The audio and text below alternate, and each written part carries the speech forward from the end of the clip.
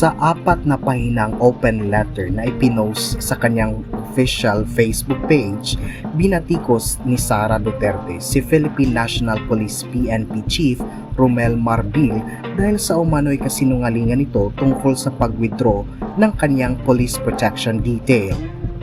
Ayon sa Vice Presidente, agad na na-pull out ang kanyang PNP security matapos siyang magbitiw sa gabinete ni Pangulong Ferdinand Marcos Jr.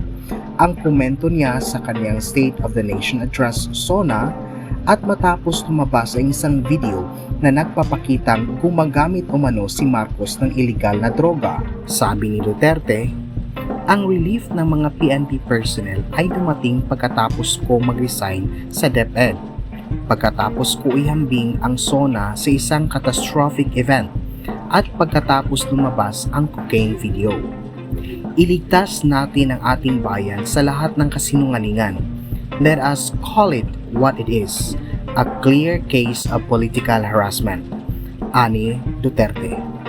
Sa parehong pampublikong liham, pinabulaan ni Duterte ang ilan sa mga pahayag ni PNP Chief Marbil tungkol sa pag-alis ng kanyang seguridad sa pulisya na itinuturo ng walang opisyal na kahilingan ang ginawa sa tanggapan ng Vice Presidente hinggil sa pag-withdraw ng kanyang personal na detalye ng proteksyon sa seguridad.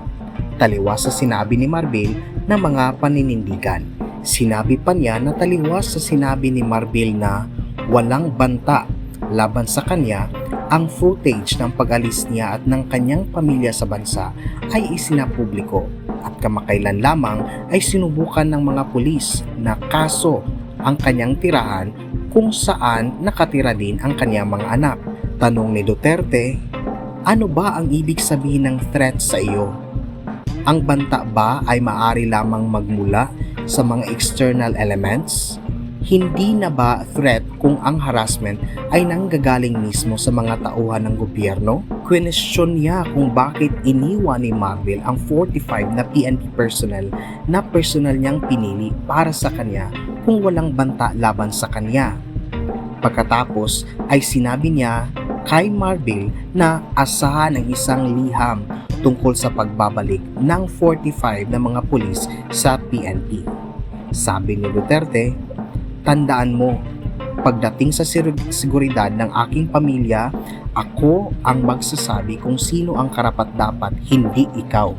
Batas ka lang, hindi ka Diyos. Kinontra rin niya ang pahayag ni Marbil na tinanggal ang seguridad ng PNP ng Vice Presidente para sa police visibility na binibigyang diin na 38 sa 75 PNP personnel na sakop ng relief order ay ang pulis mula sa Mindanao na inilipat sa Metro Manila na parang may walang kakulangan sa pulisya sa Mindanao. Dagdag pa ni Duterte, kung kaya ninyong ilagay sa langanin ng aking seguridad, nag-alala ako sa uri ng harassment na kaya ninyong gawin sa karaniwang taong bayan. Tulad na lang ng intimidation sa mga ordinaryong mamamayan para sa service ng warrant of arrest para kay Pastor Quiboloy sa Davao City kamakailan.